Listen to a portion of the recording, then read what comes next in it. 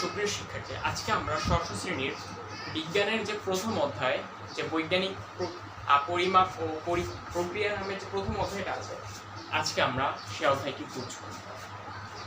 এই অধ্যায়ে কথা বলা হয়েছে যে বৈজ্ঞানিকভাবে যে আমরা বিভিন্ন বস্তুকে কিভাবে পরিমাপ করি ও পরিমাপের যে প্রক্রিয়াটা সেটা নিয়ে এখানে আলোচনা করা হয়েছে।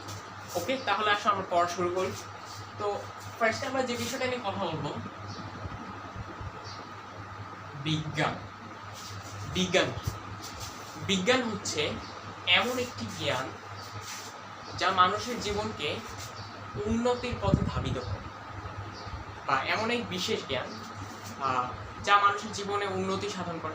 লাইক বিজ্ঞান যদি শব্দটাকে আমরা করি, দুইটা জিনিস, একটা হচ্ছে জ্ঞান,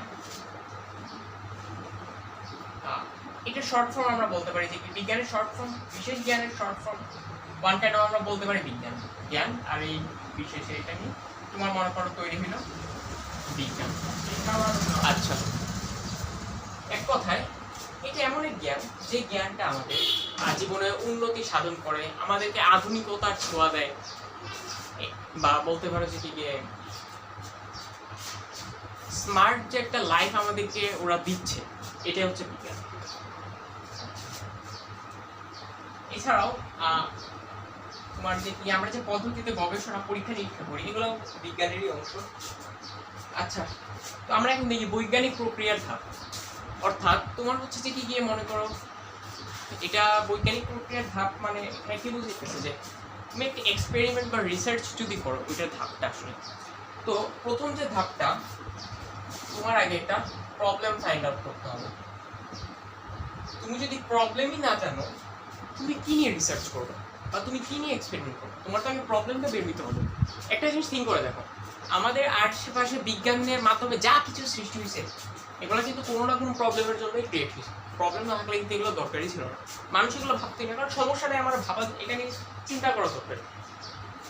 ইভেন তুমি যে বলতে গেলে আজকে যে ডিভাইসটা দিয়ে ভিডিওটা দেখতেছো আমার, এই ডিভাইসটাও কিন্তু দরকার ছিল বা সমস্যা হচ্ছিল বলে এটা ইনভেন্ট করা হয়েছে। যখন দেখলো মানুষ কনভারসেশন ও কমিউনিকেশন অনেক প্রবলেম হচ্ছে, তো তখন ভাবলো মানুষ যে আমরা আর কোন টেকনোলজির মাধ্যমে ইজিলি কমিউনিকেশন করতে পারি। আস্তে আস্তে তোমার এই ফোন বা ল্যাপটপ কম্পিউটার যেটাই বলো আসছে। ওকে, তো তারপরে হচ্ছে যে কি ওই সম্পর্কে তোমার প্রচুর পরিমাণে ডেটা কালেক্ট করতে হবে, যে তুমি এটা সম্পর্কে কি কি ডেটা আছে জানো, বা বিভিন্ন সোর্স থেকে ওইগুলো কালেক্ট করবা। আর তারপর হচ্ছে যে তুমি একটা রেজাল্ট প্রেডিক্ট করবা, যে এই রেজাল্টটা আসতে পারে। প্রেডিক্ট, যে ধরে নিবা যে এই রেজাল্টটা আসতে পারে ওইটা সম্পর্কে।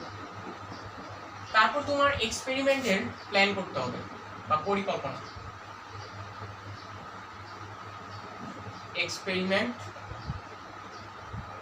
প্ল্যান, ও সেটা কার্যক্রমে কিভাবে স্টার্ট করতে পারো ওইটা।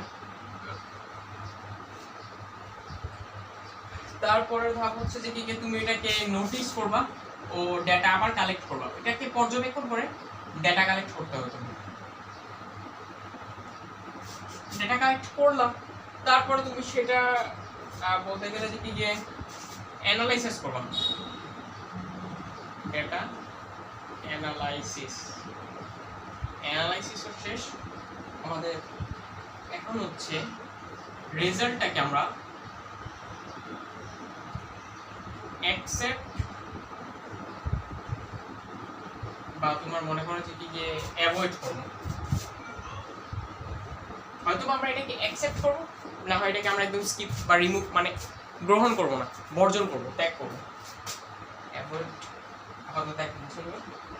তারপর আমরা সেই রেজাল্টটাকে ফাইনাল যে কাজ পাবলিশ করবো। তোমরা যদি লাইফে কখনো রিয়েলি এক্সপেরিমেন্ট করে দেখো, তাহলে দেখবা একটা এক্সপেরিমেন্ট কিন্তু এইভাবেই করা হয়। ফার্স্টে তুমি ওইটা প্রবলেমটা করবা, সেটা নিয়ে ডেটা কালেক্ট করবা, রেজাল্ট একটা প্রেডিক্ট করবা যে এই রেজাল্ট আসতে পারে। পরিকল্পনা করো যেভাবে আমি আমার কাজটা শুরু করব। তারপরে তুমি ডেটা ওইটা সম্পর্কে কালেক্ট করা শুরু করবা। তারপর এটাকে অ্যানালাইসিস করবা। অ্যানালাইসিস ফর যে রেজাল্ট আসবে, হয়তো এটাকে গ্রহণ বা বর্জন করবা। দেন সেটাকে পাবলিশ করবা। পাবলিশটা করার রিজন হচ্ছে যে আমি এটা এক্সপেরিমেন্ট করলাম, এটা দেখাই যে হ্যাঁ ওকে। তো এটা হচ্ছে তোমার বৈজ্ঞানিক প্রক্রিয়া। তো আচ্ছা, এখন আমরা দেখি একটু পরিমাপের প্রয়োজনীয়তাটা কি। তোমাদের বইয়ে পরিমাপের প্রয়োজনীয়তা নিয়ে সুন্দর একটা কথা বলছে, এটা আমার কাছে ভালোই লাগে। আচ্ছা, তোমার মনে করো যে বাসার রুমটা, এই রুমে স্পেস খুব কম। এখন তোমার একটা পড়ার টেবিল বানাও, কতটুকু বানাও তুমি? এখন পরিমাপ ছাড়া যদি বানাও, একদম ছোট হয়ে যেতে পারে, যেটা তুমি বসে পড়তেও পারবা না। মনে করো এটা ডল হাউসের একটা ইয়ে হয়ে গেল। আবার মনে করো এত বড় হয়েছে যে এটা পড়ার টেবিল কম, ডাইনিং টেবিল বেশি মনে হইতেছে। তো এই যে এই ক্ষেত্রে পরিমাপটা দরকার। তো এই জন্য আমরা পরিমাপের বলতে গেলে প্রয়োজনীয়তা আছে, মানে পরিমাপ ছাড়া আর তোমার যে কোনো কাজে একটা অসম্পূর্ণ, অপরিকল্পিত বা বলতে গেলে দেখি কি একটা মানে প্রবলেমেটিক। আচ্ছা, পরিমাপের একক। আচ্ছা, পরিমাপের এককটা কি আর এককের প্রয়োজনীয়তাটা আমি বলি। ফার্স্টে এককটা, আমরা একটা জিনিসকে বিভিন্নভাবে কিন্তু মানে কম্পেয়ার পরিমাপ করতে পারি, কিন্তু পরিমাপের জন্য আমরা একটা কনস্ট্যান্ট একটা মান ধরে নিই যে এতটুকু সাইজের যদি একটা ইয়ে হয় তাহলে আমরা এটাকে 1 মিটার, 1 সেন্টিমিটার, 1 স্কেল, 1 ফুট বলি। তো ওইটা হচ্ছে পরিমাপের একক। আচ্ছা, পরিমাপের এককের প্রয়োজনীয়তাটা কি এখন বলি। পরিমাপের এককের দরকার, আমরা তো হাত দিয়েও মাপতে পারি না। এখন তোমাকে একটা মনে করো টেবিল মাপতে দিলাম, ব্রেঞ্চ স্কুলে সবার হাত দিয়ে সমান, কারো হাত বেশি বড়, কারো হাত বেশি ছোট। তো যার বড় হাত সে মাপলো, দেখলো তার আসছে 5 হাত, আর যে বলতে গেলে একটু হাত ছোট তার আসলো 6 হাত। এখন কারটা তুমি অ্যাকসেপ্ট করবা? যে 5 হাত বলছে তারটাও ঠিক আছে, যে 6 হাত বলছে তারটাও তো ঠিক আছে। তো এটার জন্য তোমার পরিমাপের বলতে গেলে প্রয়োজন। এখন পরিমাপের আর কি এককের একক আবার দুই ধরনের হয়, মৌলিক একক আর যৌগিক একক। মৌলিক একক কি? যেমন দৈর্ঘ্যের একক, ভরের একক, তারপর হচ্ছে যে কি সময়ের একক, সেকেন্ড, এগুলা। আচ্ছা, আর যৌগিক একক কি? ক্ষেত্রফল নির্ণয়ের একক, আয়তন নির্ণয়ের একক, এগুলো হচ্ছে যে কি তোমার যৌগিক একক। অর্থাৎ যে এককগুলো দিয়ে আমরা যেটি মাপতে পারি, যেমন দৈর্ঘ্যের একক মিটার দিয়ে মাপি, কিন্তু কয়েকটা দৈর্ঘ্য মিলিয়ে আমরা কি করি? ক্ষেত্রফল বা আয়তন মাপি, যার জন্য ওইটা হচ্ছে যৌগিক একক, বর্গমিটার, ঘনমিটার। আচ্ছা, এখন এককের কিছু আন্তর্জাতিক পদ্ধতি থাকে। আচ্ছা, আমরা আমাদের দেশীয় পদ্ধতিতে দেখি বিভিন্ন জায়গা জমিকে বিভিন্নভাবে কম্পেয়ার করা, পরিমাপ করা হয়। কেউ বিঘা, কেউ কাঠা, কেউ শতক, কেউ শতাংশ, আবার কেউ কিলোমিটার, মিটার, বর্গমিটার ইত্যাদি পদ্ধতিতে। এখন তুমি মনে করো যে বা কোনো বস্তুর ওজনের ক্ষেত্রে দেখা যায় কোথাও পাউন্ড, কোথাও কেজি, কোথাও আবার দেখা যায় বিভিন্ন মানে এক এক জায়গায়। কিন্তু এখন ইন্টারন্যাশনাল তুমি যখন বিজনেস করতে যাবা, এখানে মারাত্মক লেভেলের প্রবলেম। তো ইন্টারন্যাশনালি সবাই সিলেক্ট করলো কি একটা, যে আমরা আন্তর্জাতিকভাবে যখন কনভারসেশন বা কমিউনিকেশন করবো, স্ট্যান্ডার্ড একটাকে ধরে নিল।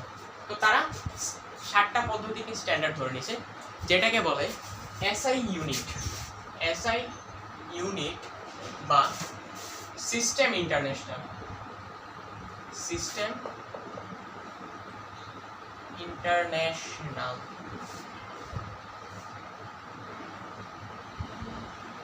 সিস্টেম ইন্টারন্যাশনাল এটা যেমন এই এককে বলা হয়েছে, দৈর্ঘ্যের একক হচ্ছে মিটার, সময়ের একক সেকেন্ড, তারপর দৈর্ঘ্য, সময়, ভরের একক কেজি, তারপর হচ্ছে যে কি তোমার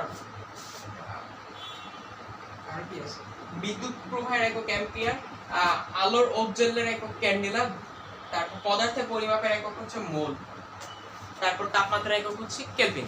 তো এগুলো হচ্ছে তোমার আন্তর্জাতিক এককগুলো। আচ্ছা, তো আমরা একটু কথা বলি যে দৈর্ঘ্যের এককটা কিভাবে আসছে।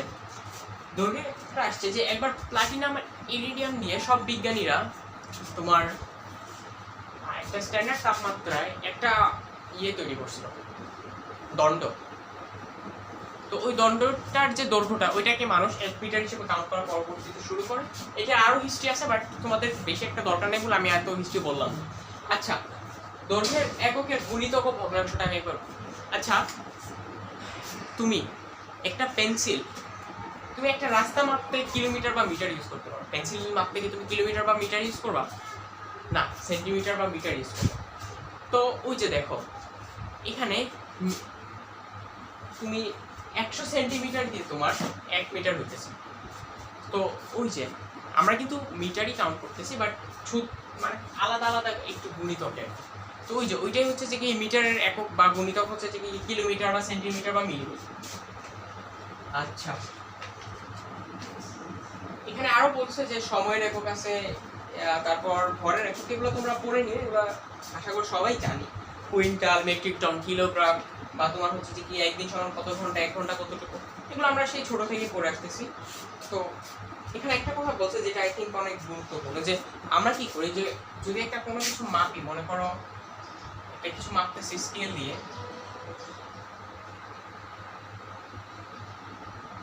বেশি বড়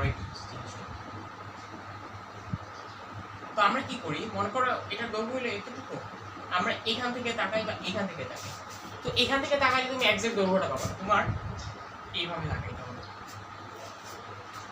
তো এখানে আরো কিছু লিখছে যে বড় সময়ের পরিমাপ কিভাবে করবা।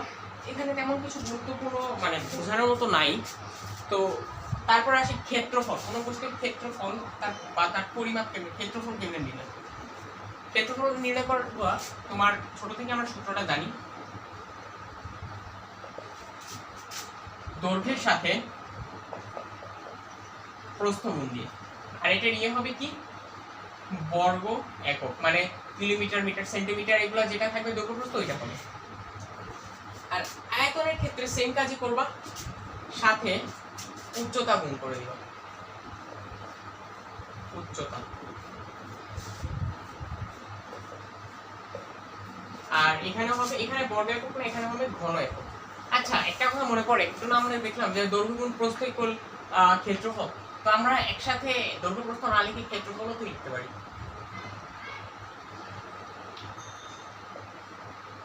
তো এইভাবে আমরা আয়তাকার মানে কোনো বস্তুর আয়তন নির্ণয় করতে পারি।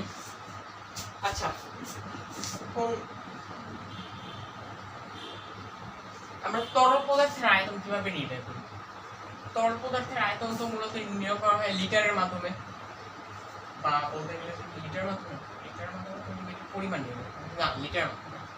তো তরল পদার্থের আয়তন তোমার বলতে গেলে দেখি যে নির্ণয় কিভাবে করবো, কারণ তরল পদার্থ তো নির্দিষ্ট কোনো আকার নেই, আকার থাকলে আমি সেই ইয়ে করবো।